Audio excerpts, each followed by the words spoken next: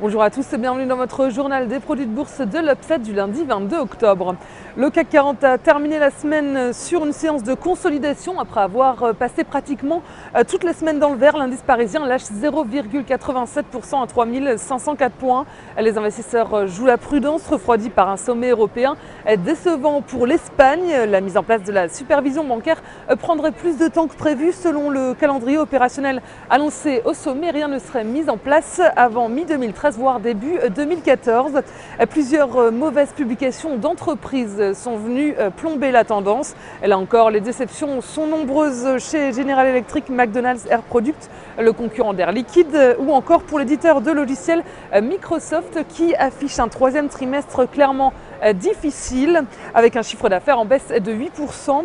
On note quelques hausses du côté des valeurs du CAC. Le distributeur Carrefour termine en tête du CAC à plus 5,85%. Les bancaires Crédit Agricole et Société Générale progressent respectivement de 3,45 et 8,86%.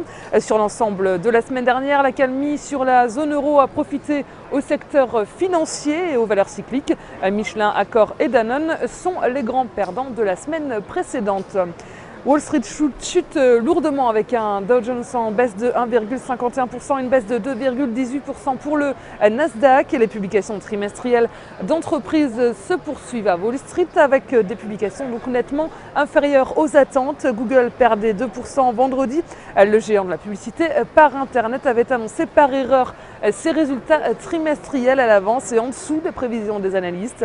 Sur le plan macroéconomique, les ventes de logements anciens ont reculé d'1,7% le mois dernier aux États-Unis.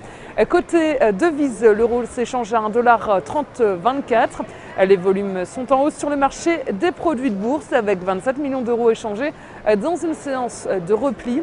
Concernant la répartition par type de produit, les certificats sont stables à 81% des échanges et les varants aussi à 19%. Du côté des transactions, les certificats représentent 70% des échanges et les varants 30%. En ce qui concerne la répartition par sous-jacent, les indices sont en hausse avec 63% du marché. Les actions par contre sont en baisse à 36%. La répartition des transactions sur les varants nous dit que les indices représentent 49% des échanges, tout comme les actions. Et enfin, le taux de change et les matières premières sont tous les deux à 1%. La valeur du jour, c'est aujourd'hui le groupe bancaire Société Générale. Graphiquement, le titre est orienté à la hausse mais perd de sa dynamique haussière au niveau des 27 €. Les oscillateurs présentent des signaux de retournement baissier vers une baisse intra-jour. Tant que les 27,40 € ne sont pas dépassés, une correction technique est privilégiée vers les niveaux de support à 24,75 € et 23,80 €.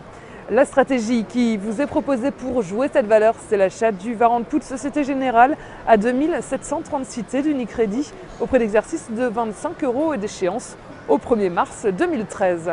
Voilà, c'est tout pour aujourd'hui. Très bonne journée et à demain.